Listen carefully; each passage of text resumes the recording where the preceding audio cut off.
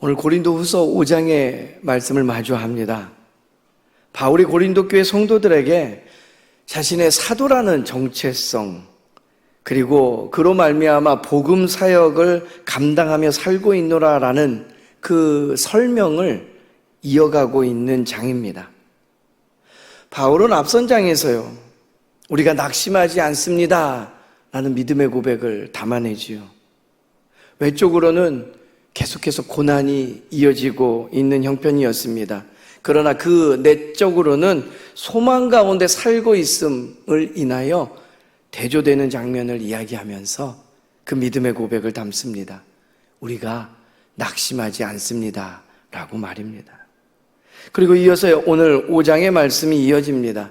우리의 장막집, 땅의 육체에 대한 이야기죠. 그것이 무너질지라도 말입니다, 하나님께서 마련하신 하늘에 있는 집이 있기 때문에 영원한 몸을 우리가 소유하였고 영광스러운 몸으로 부활한 상태가 무엇인지를 믿음으로 알게 된 이이기 때문에 하나님께서 마련하신 하늘의 집, 그것으로 인하여 나는 낙심하지 않습니다 라는 고백을 이어가고 있지요. 이것은 당시에 헬라 철학자들의 그 영혼 불멸과는 다른 이야기입니다. 성경적으로 그 부활 신앙이 어떠한지를 그가 가지고 있기에 그것에 근거한 소망을 오늘 노래하고 있는 것입니다. 내 안에 있는 소망, 그것으로 인해서 바울은 이 땅에서도 나는 그러기에 화목의 직분을 따라 살아가는 사람입니다 라고 고백합니다.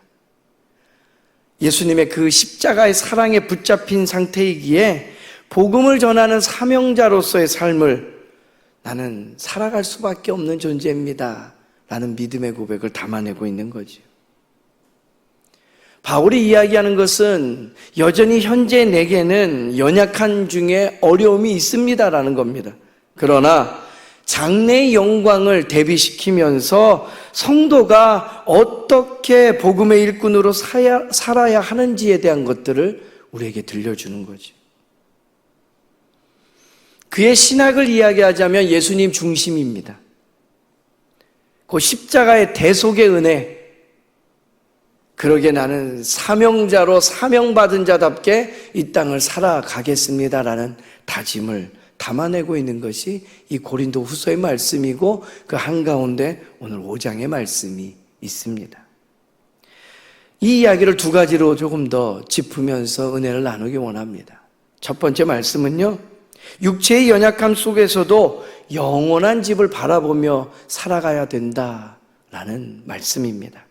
오늘 본문을 시작하는 1절의 말씀이요, 다시 한번 한 목소리로 함께 받들어 읽겠습니다.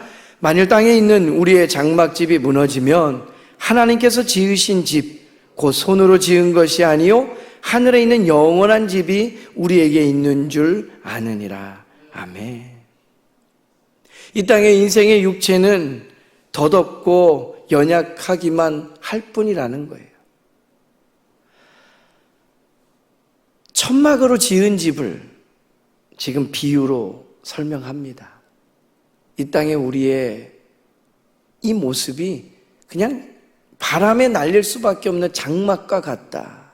세월이 지나면 색이 바라고 또 헐거져서 낡음이 있을 수밖에 없는 형편이라는 거죠. 그러나 하나님은 우리에게 하늘의 영원한 처소를 예비해 두셨기 때문에 이것이 믿는 이 안에서는 확실한 소망이 될 수 있다라는 거죠. 시간이 지나면서 육체의 쇠함으로 근력이 빠지고 힘에 겨운 일들이 버거워하는 형편들이 많아질 때마다 마음이 무너지기도 하지만 그 시간이 지나고 그 후에 하나님께서 우리를 다시 부르셔서 하나님 편에 부르실 때에는 그 영원한 하나님 나라, 그곳에 우리의 집이 있고 처소가 있어서 그것을 근거로 우리는 여전히 기쁘고 감사하고 이 땅을 살아갈 소망이 있음을 고백하는 이들, 이것이 믿음 안에 있는 사람들이라는 거죠. 구약의 아브라함이 그러한 삶을 살았습니다. 땅에서는 여기저기 처소를 옮기며 장막을 짓고 살아갔지만 히브리서 말씀에 보면 이 아브라함은 영원한 성을 바라보고 살아가는 사람이었다라고 그를 설명합니다. 요한복음 14장의 말씀에 보면 예수님도요, 너희를 위하여 거처를 예비하러 내가 간다라고 설명하신 일이 있습니다. 따라서 믿음 안에 있는 성도된 우리는 낡아가는 그 육체를 보며 절망하는 것으로 끝나는 것이 아니라 부활의 영광과 영원한 집을 바라보며 살아가야 되는 존재인 줄로 믿습니다. 힘에 겨운 일들, 버겁고 벅찬 상황들이 다가올지라도 그래 여기가 끝이 아니지 하는 믿음 안에서 이 때를 이겨내고 하늘나라 소망 가운데 살아가는 저와 여러분 되기를 간절히 소망합니다. 두 번째는요, 그러한 사람들은 어떻게 살아가는가? 화목의 직분을 따라서 그리스도의 사랑으로 이 땅을 살아내는 사람들이라는 겁니다. 말씀에서 조금 내려간 9절 말씀을 우리가 함께 마주하기 원합니다. 한 목소리로 9절 말씀 읽겠습니다. 그런즉 우리는 몸으로 있든지 떠나든지 주를 기쁘시게 하는 자가 되기를 힘쓰노라. 아멘. 이어지는 14절 말씀을 보면요, 그리스도의 사랑이 우리를 강권한다라고 고백합니다. 우리를 어떠한 삶의 자리로 이끄시는 것은 예수님의 그 사랑 때문이라는 거예요. 그 십자가의 사랑이 우리를 대신에 대속해 주셨기 때문에 그 은혜로 말미암아 이어지는 17절 말씀이 어떻게 해요? 우리는 새로운 피조물이라는 거예요. 할렐루야. 자, 새로운 피조물, 새 사람이 되었습니다. 어떠한 인생, 어떠한 삶을 살아가야 될까요? 하나님은 우리를 화목하게 하는 직분으로 이끄셨다라는 거예요. 예수님께서 십자가에 달려 죽으시면서 거룩하신 하나님과 죄된 우리를 이어주신 것처럼 이 땅을 살아가면서 하나님과 문 영혼을 이어주는 그 복음의 사명자로 화목하게 하는 직분으로 살아가라고 우리를 부르셨다라는 거예요.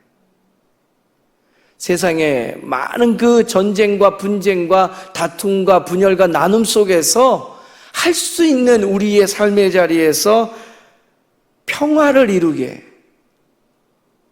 주님께서 허락하시는 화평을 이루는 사람으로 우리를 부르셨기에 용서하고 화해시키고, 우리가 할 수 있는 일이 아닙니다. 그리스도의 사랑 때문입니다.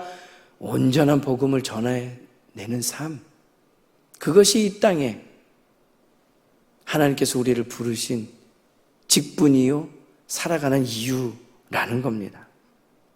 이사야서 52장 7절의 말씀에 보면 하나님의 사람 이사야 선지자는 평화의 복음을 전하는 자의 발이 아름답다라고 노래합니다. 오늘 저와 여러분이 걸어가는 그 모든 걸음에 그리스도의 향기가, 그리스도의 편지가 전해지기를 간절히 소망합니다.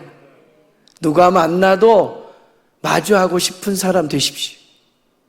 우리 안에 있는 그 주의 십자가의 사랑 때문에 그 사랑을 온전히 표현하고 전하며 살아갈 수 있는 믿음의 권속들 되기를 축복합니다.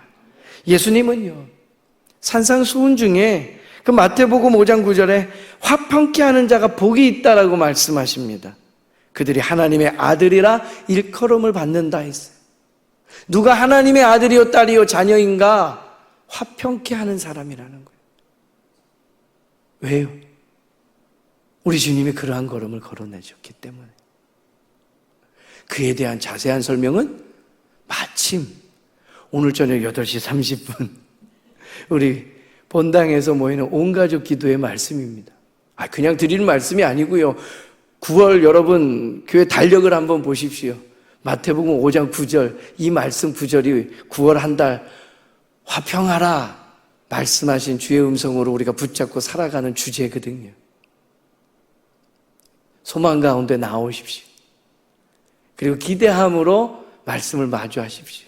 더 큰 은혜가 오늘 하루를 이 말씀 붙잡고 살아가는 우리 가운데, 그리고 저녁에 모여서 그 말씀이 이런 뜻이구나. 한 번 더 은혜를 체험하는 우리 가운데 임할 줄로 믿습니다. 그러므로 우리는 갈등과 분열의 이 세상 속에서요, 화목의 직분을 맡은 자답게 우리 예수님께서 보여주신 그 십자가의 사랑으로 함께 사랑하며 또 표현해내며 그것이 삶의 증거가 되고 하나님 기뻐 받으시는 온전한 예배가 되기를 간절히 소망합니다.